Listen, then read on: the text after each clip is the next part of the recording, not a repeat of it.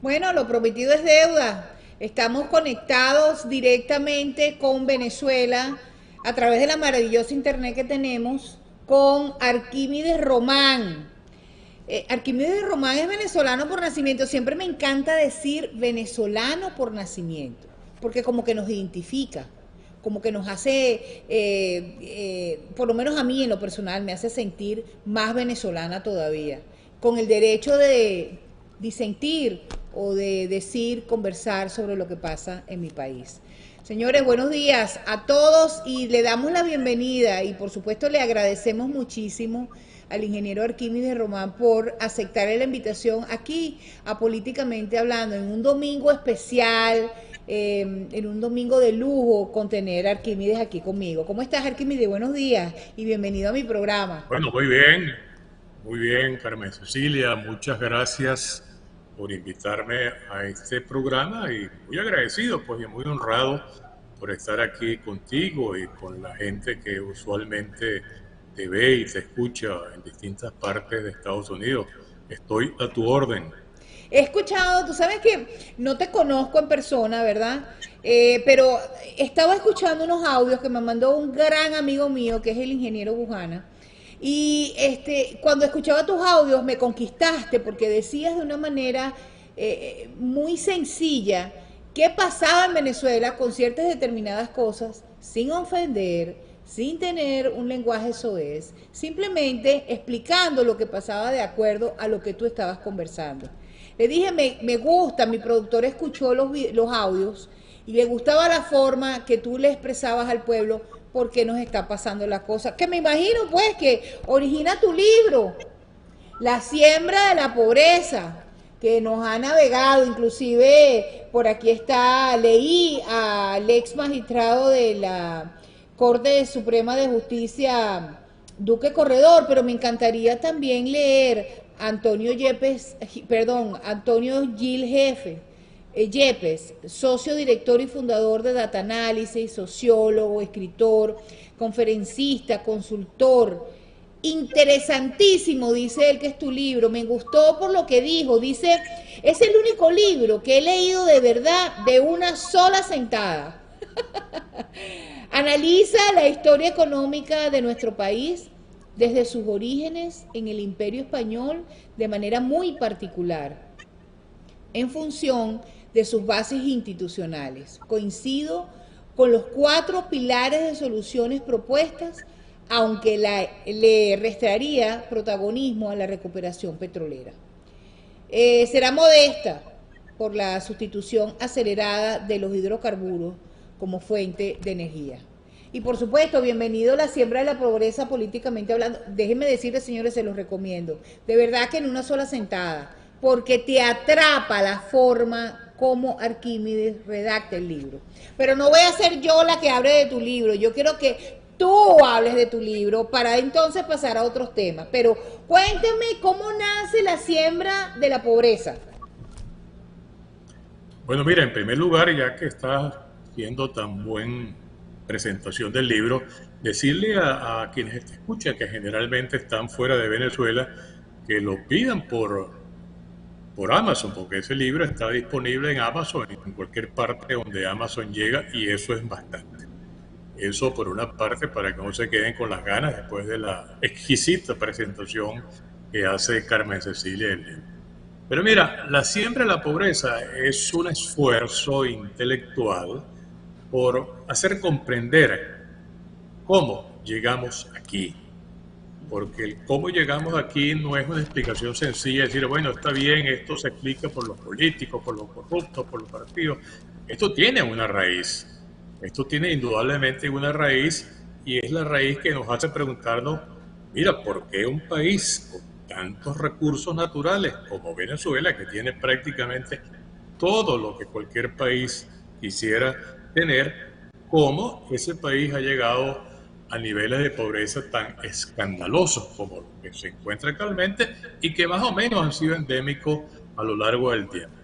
Entonces uno diría, bueno, es que no basta tener los recursos naturales para ser un país rico. Y uno puede inclusive comparar, y voy a hacer una comparación que va a sorprender a muchos, a Venezuela con Rusia. Rusia es un país muy rico en recursos naturales. Rusia tiene petróleo, tiene gas, tiene carbón, tiene todos los minerales que se puede imaginar, tiene inmensas llanuras para la agricultura. Es un país realmente muy bien dotado en recursos naturales. Y Rusia es un país pobre. Y lo voy a evidenciar, no es simplemente porque lo diga. Mira, el Producto Territorial Bruto de Rusia la ubica en el nivel 12 en el mundo, es decir, un país de esa magnitud que tiene 17 millones de kilómetros cuadrados, es decir, Venezuela cabe dentro de Rusia 18 veces. Bueno, ese país tan grande, con 140 millones de habitantes, está en el número 12 en el Producto Interno Bruto del mundo, es decir, está a nivel de España, a nivel de Brasil, a nivel de Italia, que son países relativamente pequeños con respecto a las grandes potencias. Y el Producto Interno per cápita, es decir, lo que cada ruso en promedio recibe anualmente, es el número 50. Es decir, esos indicadores nos muestran claramente que Rusia es un país pobre, pero tiene inmensos recursos naturales. Entonces, al igual que Venezuela, ricos en recursos, pobres en el bienestar de su gente.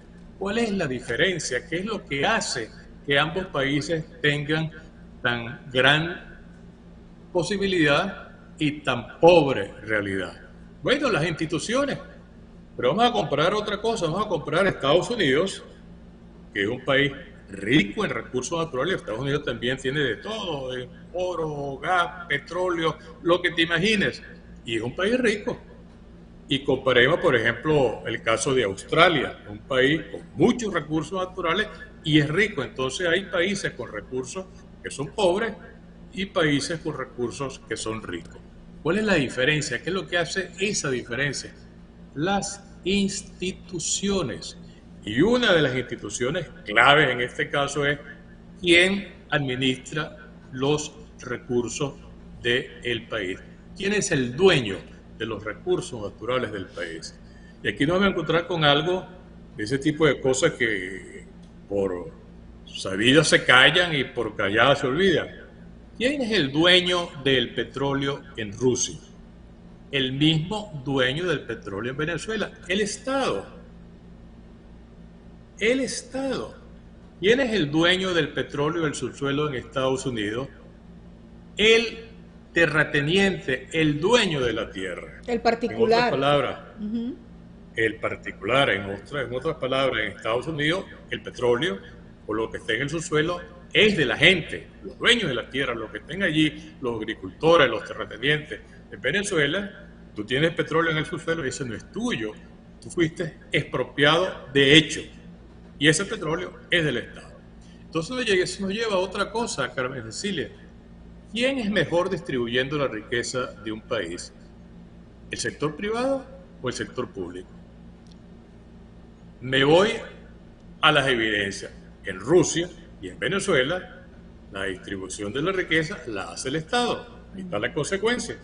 En Estados Unidos, en Australia, por comparación, la riqueza la distribuye el sector privado. En otras palabras, cuando concentramos en el Estado tanto poder, tanta riqueza, no solo empobrecemos al país, sino que generamos un fenómeno maligno, que es el crecimiento hipertrófico del Estado. Entonces un Estado demasiado grande, con demasiado poder, con muchas posibilidades se convierte en un problema porque se convierte en un centro de corrupción, como ha sido el caso de Venezuela y como ha sido el caso de Rusia. El Estado es un centro de corrupción, es el que propaga la corrupción y ha sido aquí mucho tiempo y ha sido así en Rusia por mucho tiempo. Ese Estado es en gran parte el origen de los problemas que estamos sufriendo uno y otro país. Tenemos un Estado demasiado grande. En cambio, en Estados Unidos el Estado es pequeño. En Estados Unidos, como todos ustedes lo saben, el Estado no tiene petroleras, el Estado no tiene líneas aéreas, el Estado no tiene torrefactoras de café, el Estado no tiene las cosas que tiene el Estado venezolano en lugar de ocuparse de lo que realmente le compete. Entonces, allí está parte de la raíz del mal. Arturo Uslar, respetadísimo por todo el mundo, allá cuando estaba muy joven, tenía 30 y tantos años, a raíz de la muerte de Gómez, que fue en 1935. Él en el 36, en julio del 36, escribió aquel célebre artículo donde acuñó esa frase que se hizo célebre: hay que sembrar el petróleo.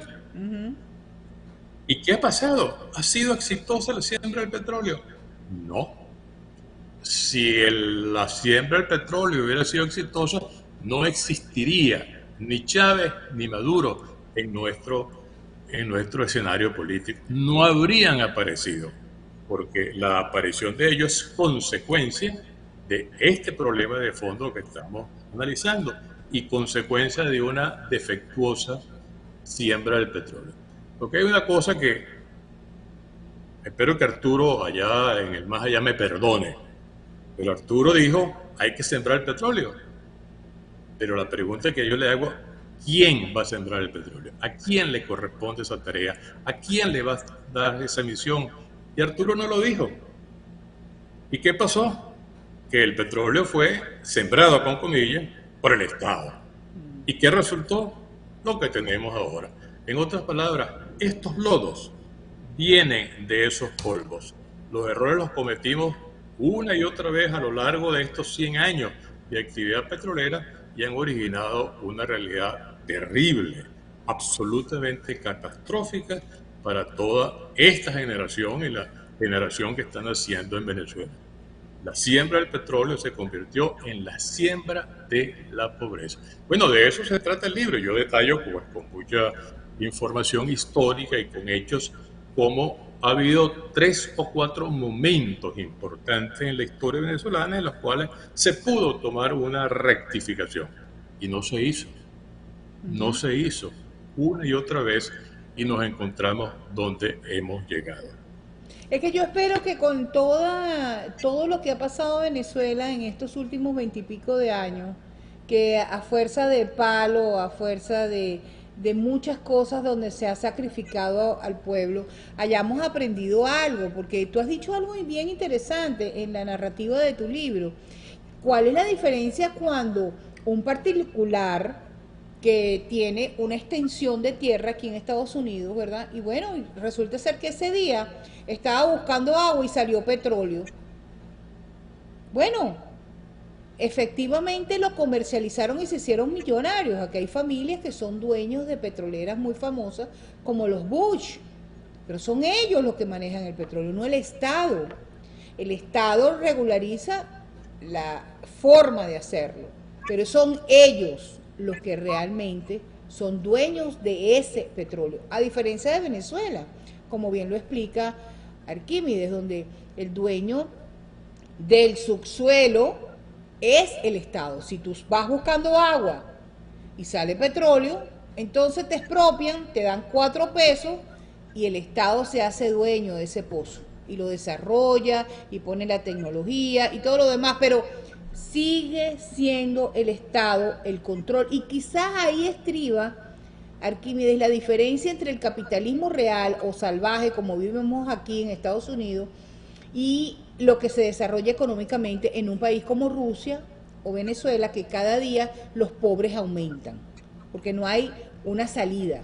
Y esto es por años, porque esto no está pasando en Venezuela hoy, esto está pasando en Venezuela desde hace rato, a través de otros gobiernos, como el de Betancourt. Y tú haces háblanos de esa parte del libro, donde tú te estacionas un ratico en la historia y te paras donde está Rómulo Betancourt, Carlos Andrés Pérez, y terminemos con el comentario del libro sobre estos 4 soluciones que tú llamas, inclusive la recuperación de la industria petrolera. Gracias a todos, Fíjate. te están saludando de Perú.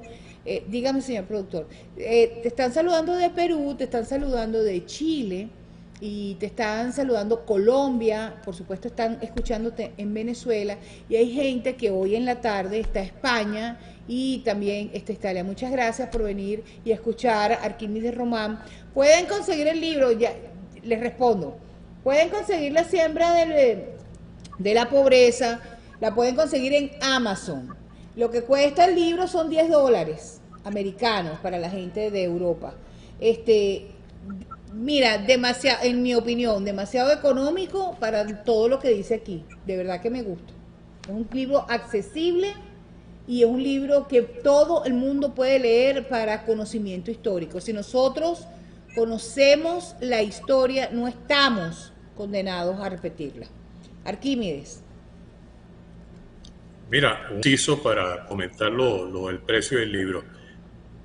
Yo le asigné el precio más bajo que me permitía Amazon, porque Amazon negocia contigo y te presenta un rango de precios. Yo le puse el precio más bajo, porque a mí no me interesa el provento económico del libro, en absoluto. A mí me interesa la difusión de la idea, de que esto corra, de que esto se divulgue, de que el libro se lea, se preste. Y para eso, de acuerdo a lo que me permitió Amazon, le asigné el costo más barato para que fuera realmente accesible. Bueno, sobre Bettencourt. Mira, hablando de Uslar hace poco, ahora hablamos de Bettencourt. Uslar y Bettencourt coincidieron históricamente en un momento realmente importante de Venezuela, que es cuando termina la dictadura de Gómez por su muerte natural y viene la transición de Eleazar López Contreras, una transición, por cierto, maravillosa, que muy poca gente la conoce y la entiende, que fue realmente el paso suave y tranquilo de esa dictadura a una democracia naciente. En ese momento, en 1936, la historia petrolera de Venezuela era muy joven. El petróleo había comenzado a explotarse en 1920. Teníamos apenas 16 años. La industria petrolera era pequeña, estaba recién formada. Ahí es donde viene Arturo con su frase: hay que centrar el petróleo. Pero yo digo que Arturo no señaló, no especificó, mira, Arturo hubiera dicho, el petróleo deben sembrarlo los venezolanos, lo dejó en el aire y eso fue la base para que el Estado lo tomara. Ahora, Bettencourt, que es contemporáneo con Arturo y está en esa época, era socialista. Arturo Urapíates era un liberal. Y tanto uno como otro, el socialista Bettencourt y el liberal Uslar Pietre, coincidían en asignarle o en continuar, mejor dicho, la figura del Estado dueño y dominador de los recursos del subsuelo. Y Bettencourt, durante su gobierno de 3 años, del 45 al 48, y luego en su obra Venezuela, Política y Petróleo, que él escribe después de ser presidente, él mantiene el esquema de que el petróleo debe ser del Estado. No me extraña, no me sorprende, Bettencourt era socialista. Pero es que todos los gobiernos que vinieron después siguieron la misma pauta. Los gobiernos copellanos y los gobiernos adecos siguieron aceptando eso como un hecho. Es un hecho que nadie lo discutía. En Venezuela nadie discute cuál es el pico más alto de Venezuela. El pico Bolívar. ¿Y cuál es el río más grande? El río Oriental.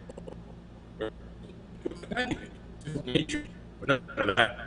Y así, igualmente, hemos dado como hecho de que el petróleo es del Estado. Y eso no es así, eso es una invención humana.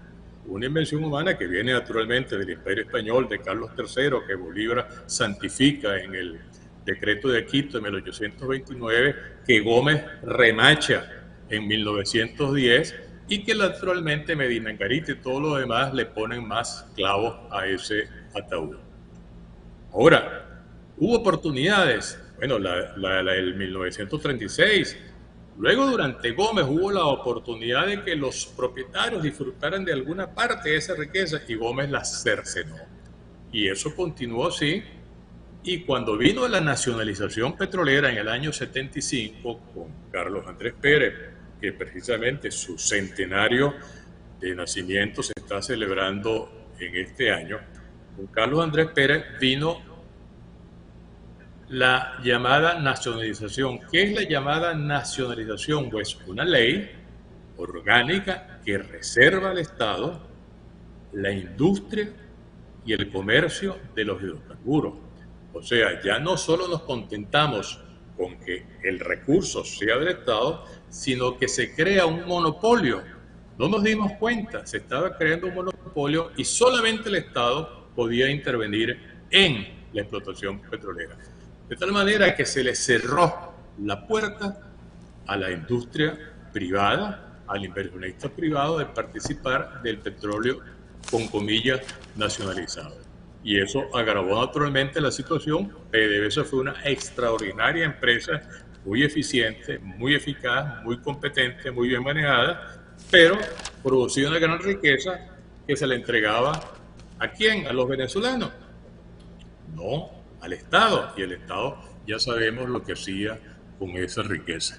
Eso Bueno, lo que naturalmente con pasa es mucho que hay más. una gran diferencia, y me disculpas, Arquímedes, estoy totalmente de acuerdo y Dígame. hemos aprendido en el trayecto de todo esto que definitivamente el Estado debe ser un controlador de las cosas, pero no debe pertenecer ni controlar todo. Como tú dijiste, café, importaciones, carne, industria petrolera, no funciona de esa manera y debemos copiar el mejor ejemplo, pero aún así, en la época democrática, a pesar de que el Estado, como hoy, sigue controlando la industria petrolera, la destruye 23 años después, cuando es elegido en 1998 Chávez en unas elecciones donde el pueblo decidió que él debería ser el presidente, aún habiendo sido un golpista y haber intentado tumbar del gobierno al último demócrata de Venezuela, que fue Carlos Andrés Pérez. Entonces, yo te tengo una pregunta. ¿Cuáles son las propuestas que hace tu libro? Expliquémosles a mi público que me lo está preguntando. ¿Cuáles son las propuestas que hace en tu libro para salvaguardar al país? ¿Qué deberíamos de hacer para salir de este atolladero? Por supuesto, en un gobierno demócrata, no en el que tenemos. Mira, Carmen Cecilia, yo no quiero, ni quise, ni me creo estar en capacidad de presentar una enciclopedia de 1500 páginas con 239 propuestas de lo que hay que hacer en Venezuela. Hay bastantes escritos sobre eso, hay muchísimas propuestas muy completas. Yo modestamente planteo 4 cosas, Muy bien. dirigidas efectivamente, específicamente al área económica. Primero, permitir el acceso de los venezolanos y sus empresas a el manejo industria de los recursos naturales del país. Es decir, que en algún momento ahora se permita, ya no la propiedad del recurso, porque eso prácticamente es irreversible por toda la trama legal que hay en eso, sino que se permita que haya empresas petroleras venezolanas. Fíjate esto, Carmen Cecilia, ¿cuáles son las empresas venezolanas grandes que han Harina existido en Pan, Venezuela? Industrias Polar, O sea, que maneja el Polar, ese es 70% de los Polar. alimentos en Venezuela, por ejemplo. O sea, Polar, una Polar. ¿Cuál más? ¿Cuál más? Ay, a ver. No tenemos empresas venezolanas grandes. ¿Por qué? Solamente Polar, yo te iba a Porque, decir eso. Bueno, que yo me acuerde, solamente Polar. ¿qué más? Porque la otra grande era Electricidad de Caracas y desapareció. Ah, bueno, gracias. Sí. Así es. Entonces, fíjate eso, no hay empresas privadas grandes en Venezuela. ¿Por qué? Porque el Estado no ha dado espacio para eso. ¿Qué tal sería el panorama si en lugar de decir Polar, dijéramos 1, 2, 3, 4, 5 y cogemos la otra mano y contemos 20, 30 empresas del tamaño de Polar que caben perfectamente en Venezuela? ¿Cómo sería el panorama? Sería otro, porque sería el sector privado, sería la gente la que respalda al Estado y no el Estado el que crea las condiciones en el país. En otras palabras, la ausencia del sector privado es producto que tenemos lo que llamaría Adam Smith un Estado impropio, es decir, un Estado que no depende de la sociedad, un Estado que tiene sus propios recursos, que es la riqueza petrolera, con los cuales se paga y se da vuelto y no le importa lo que ocurre en el país. Si el país fuera el dueño de los recursos y de la industria, como es en Estados Unidos, como es en Australia, como es en otras partes, el Estado es un Estado más pequeño, un Estado que depende de la sociedad y no una sociedad del Estado. Por eso mi primera propuesta es permitir el acceso de los venezolanos y sus industrias al manejo de la industrialización, comercio, etcétera, de la riqueza del subsuelo. Segundo, recuperar la industria petrolera y rescatar el FIEN. Y Mira, rescatar, perdón, no te escuché. el Fondo de Estabilización Macroeconómica. Ah, ok. El petróleo lo vamos a tener por muchos años más en todo el mundo como una fuente de energía. Cáiganse de esa nube los que están creyendo que el petróleo lo Se van a acabó. tener que... Ajá. Se acabó. Los que piensan que el automóvil eléctrico acabó con el petróleo, yo les pregunto, bueno, ¿y esa corriente eléctrica que le pones al automóvil, de dónde sale? Así es. Así es. De una planta de generación eléctrica que trabaja con petróleo, con diésel o con carbón. De tal manera que el petróleo tenemos todavía para años, lo cual quiere decir que esa riqueza que tenemos en Venezuela todavía, unos cuantos años más, nos puede dar oportunidad de desarrollar el país. Eso hay que rescatarla, pero hay que rescatarla no reconstruyendo PDVSA, ya PDVSA es irrescatable, eso ya hay que enterrarlo, hay Olvídate que de eso. crear Next, no nuevas hablemos de empresas eso. Next. con sector privado, nacional y extranjero, Y y los crear venezolanos primero. empresas. Y el sector privado que tiene la oportunidad de invertir en Venezuela, los venezolanos primero. No traer a Claro, extranjeros y alquilarles por 20 años 1 millón de hectáreas para que siembren cuando tenemos a los agricultores nuestros pasando hambre y roncha porque el Estado incumple su obligación de la alimentación en Venezuela, según el artículo, y recuerdo, el 305 de la Constitución Nacional Bolivariana. Dime, seguimos. muy bien, entonces eso sería importante, la inversión de los venezolanos en la industria petrolera, que estas personas que están escuchando, los que tienen sus ahorros en el BOFA, en el tal banco, en cual cosa, en Merrill Lynch, lo inviertan en la industria petrolera venezolana con acciones en esa industria. Eso Bien, sería genuinamente positivo. Y totalmente de acuerdo. rescatar el FIEN. ¿Qué es el FIEN? El FIEN fue, porque el FIEN lo mataron, como mataron a Lorca. El FIEN es el Fondo de Inversión y Estabilización Macroeconómica. Un cuentico rápido. Noruega. ¿Ok? Noruega es un país escandinavo que tiene una producción petrolera nueva de 700.000 barriles petroleros, más o menos lo mismo que Venezuela. Noruega tiene una alcancía de 1.000 millones de dólares. Perdón, 1 millón de millones de dólares. 1 millón de millones de dólares en una alcancía proveniente del ahorro petrolero. Como diría los colombianos, ¿cómo así? Bueno, ¿cómo así? Ahorrando de la industria petrolera, pasándolo en lugar del presupuesto a esa alcancía que ellos lo llaman un fondo transgeneracional. Es decir, para que cuando el petróleo se acabe, porque allí sí se va a acabar, porque es muy poquito, los nuevos noruegos, los norueguitos que están naciendo, tengan garantizada el estado de bienestar que actualmente existe en... Bueno, ¿y Imagínate. por qué no lo hacemos en Venezuela? Lo peor es que sí lo hicimos, pero duró 6 meses.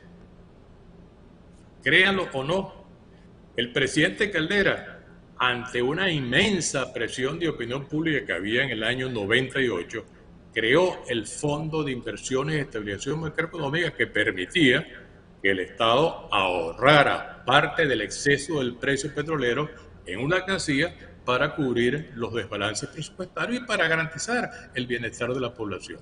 Eso, pero lamentablemente Caldera lo creó en los últimos 6 meses de gobierno. En otras palabras, si Caldera iba a entregar en enero del 99, esto fue, lo creo que se yo, en septiembre o en octubre del 98. De tal manera que no tuvo tiempo de surtir sus efectos, sin embargo, en esos pocos meses acumuló unos cuantos miles de millones de dólares.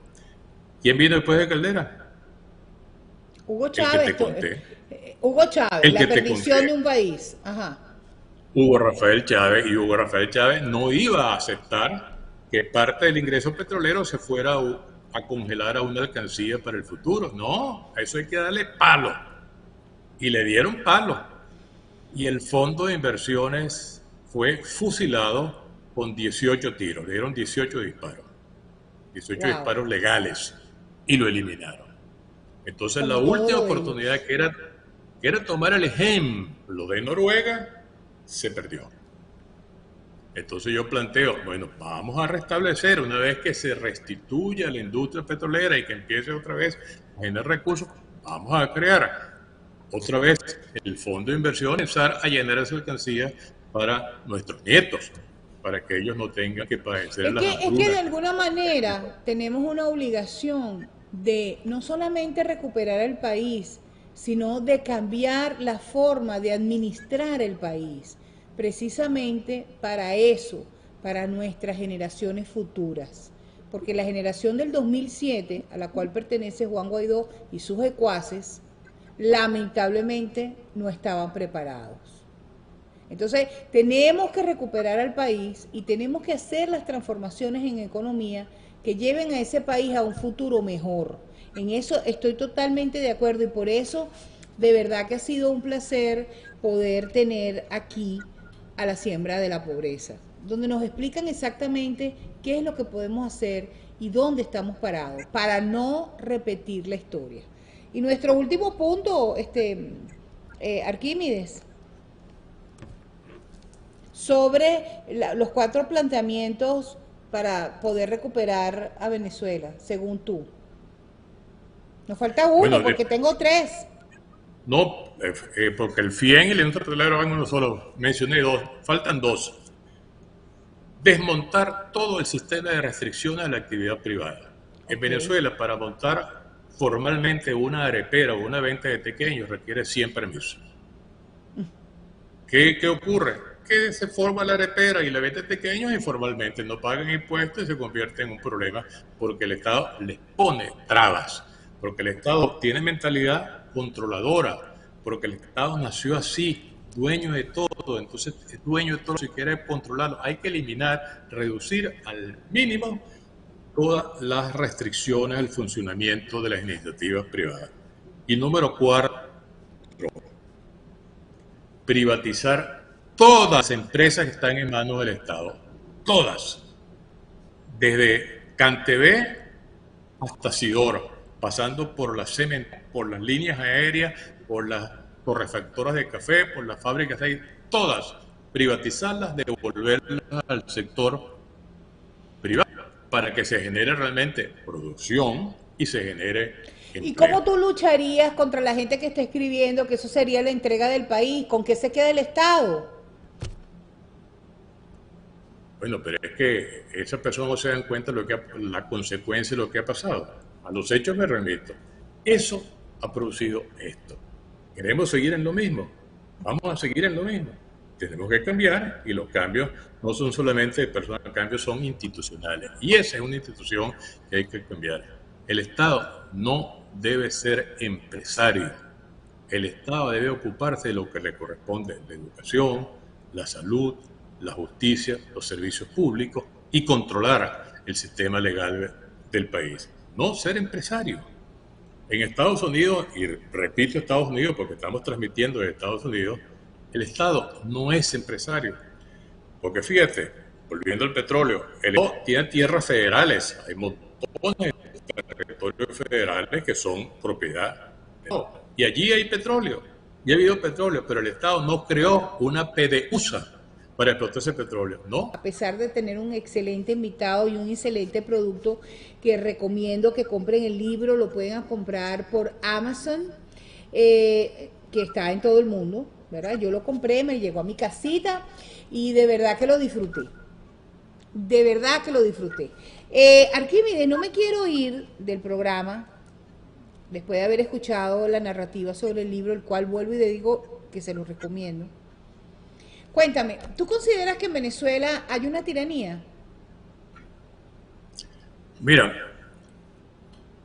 la revista The Economist que es una revista muy prestigiosa y que tiene un centro de investigación política y económica, hace un estudio de 160 países del mundo sobre su nivel de democracia.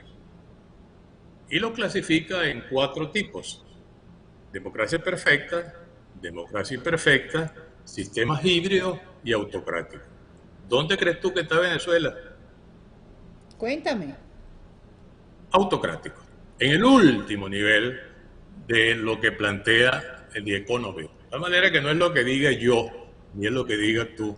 Hay evidencia, estudios serios hechos por The Economist que ubican a Venezuela como un régimen autocrático. De eso no hay duda. Eso no viene simplemente uno y dice, oye, voy a ver cómo es, no, sino es un estudio en base a una serie de variables, parámetros que en esos 160 países se aplican uniformemente y dan ese resultado. Venezuela está clasificado. Dime algo, dime algo.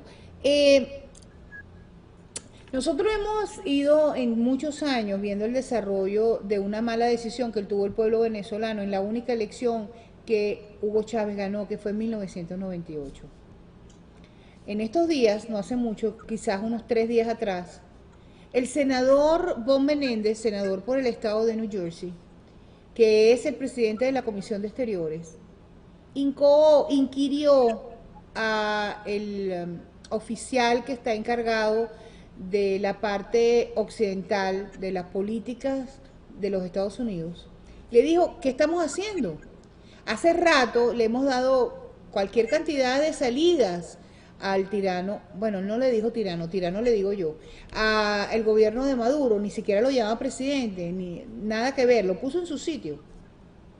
Y le dice al comisionado Brian, que qué vamos a hacer, que cuál es el plan B si no se termina de sentar en México, que esto es por diálogo. Inclusive hay gente, miles de personas que dicen que deberíamos de ir a unas elecciones para elegir entre Maduro y por supuesto un candidato unitario en unas elecciones del 2024. Mi pregunta es para ti la siguiente. ¿Es por elecciones que vamos a salir de esta tiranía? ¿Es por un golpe de Estado originado por el pueblo en una rebelión popular? ¿Es con ayuda internacional que podemos salir de esta tiranía genocida que tiene 350 presos políticos, gente desaparecida y un pueblo totalmente hambriado? ¿O cuáles podemos, según tú y tu conocimiento de historia y tu conocimiento actual de lo que está pasando en Venezuela, sería una salida? No puedo pensar en otra salida electoral. Las salidas electorales son finalmente la única que dan cierta garantía de que el resultado no sea peor de lo que estaba antes. Y fíjate que todas han sido salidas ocasionadas por una elección. Caso Pérez Jiménez, dice, oye, Pérez Jiménez cayó, primero tumbaron, pero nos olvidamos que la caída de Pérez Jiménez fue consecuencia de una elección, el plebiscito de noviembre del 1957, que fue un fraude tan evidente que originó el descontento de la Fuerza Armada y la eclosión popular que originó posteriormente que Pérez Jiménez se fuera ante las armaciones de Pérez Sí, Jiménez. pero la O sea sociedad de 1958 no es la sociedad ni la Venezuela que vivimos actualmente en el 2022. Y cuando tú dices una salida electoral, entonces por minutos pienso que el Consejo Nacional Electoral está secuestrado, que por minutos pienso que las instituciones no existen en el país, por minutos pienso que es una tiranía que solamente dirige y ejecuta lo que ellos piensan que debe ser. Entonces, unas elecciones con una oposición que está, no lo digo yo, las evidencias la acusan, que está de rodillas frente a una tiranía como la de Nicolás Maduro. Entonces, ¿tú insistirías en una salida electoral? creo que es la única salida que nosotros podemos hacer. ¿Pero Nosotros no bajo qué podemos condiciones? patrocinar bajo las mejores condiciones que logremos. Y eso hay que negociarlo y ahí se requiere la ayuda de los que están en el exterior, los venezolanos que están en el exterior, y en los países que nos ayuden a lograr las mejores condiciones. No van a ser condiciones óptimas, van a ser condiciones que por lo menos sean suficientes. Que si hay fraude, el fraude sea tan evidente que ayude a la propia solución. Si no hay fraude, que se produzca la solución. Y ahí está el caso. Se logró en muchas otras partes a través de elecciones salir de dictaduras. Pero es que no hay otra forma. ¿Tú no Jiménez crees en salió, por salidas de supuesto. fuerza? ¿Tú no crees en salidas de fuerza? La salida de fuerza origina resultados peores que los previos. Ese es el gran peligro. Aquí Qué bueno tuvimos que el puedo caso de elegir en Chávez, correr un peligro. ¿no? Pero está bien. Me encanta de verdad escucharte tu impresión de cómo tú ves la salida de Venezuela. Para Arquímedes Román es electoral. Para Carmen Cecilia Pérez es una situación de fuerza. No puedo, los malandros no entienden de palabras ni de diálogos. Me disculpas, Arquímedes, que durante más de 20 años han dialogado, han mentido, han negociado. Inclusive recuerdo ahora escuchándote la elección del 16 de julio y todas las cosas que supuestamente ellos deberían de haber respetado, no respetaron nada. Y también te recuerdo una frase del tirano cuando dijo: no regresarán ni con votos ni con plomo. Así que a las pruebas me remito. Yo soy penalista y yo creo mucho en la evidencia. Y la evidencia que yo tengo en lo que está pasando en Venezuela no es palabra, no es diálogo, porque los interlocutores no son confiables y por supuesto no tienen a dónde irse. Porque cuando tú tienes detentando el poder a un hombre que está indiciado en la Corte Penal Internacional, no tienes para dónde coger, no hay salida. Porque yo jamás iría a votar, y yo puedo votar, porque yo soy venezolana por nacimiento. No votaría, no iría a ningún proceso electoral con un hombre que tengo 20 años luchando contra él, porque ese sería un acto de reconocimiento a un delincuente, que no lo dice Carmen Cecilia Pérez, lo dice la comunidad internacional y los hechos delictivos que él ha ejercido durante más de 20 años. Pero como esto es un programa abierto, esto es un programa libre y democrático, me encanta haber escuchado tu posición y por supuesto que toda la gente de Europa, gracias por venir a escucharlo, porque son las 5, las 6 de la tarde en Europa y nosotros tenemos las 12, un cuarto para la 1. Así que muchísimas gracias, Hernán, Arquímedes, por haber venido al programa, por haber accedido a mi invitación y por haber contestado y habernos narrado la siembra de la pobreza. No lo dejen de comprar, de verdad que esto es un libro que debería de ser parte de la Facultad de Derecho y la Facultad de Ciencias Políticas en las universidades de Venezuela, por lo menos en mi opinión, la mía, como siempre digo yo, la mía. Muchas gracias por venir, muchas gracias por estar, muchas gracias por tu tiempo para el programa, Arquímedes.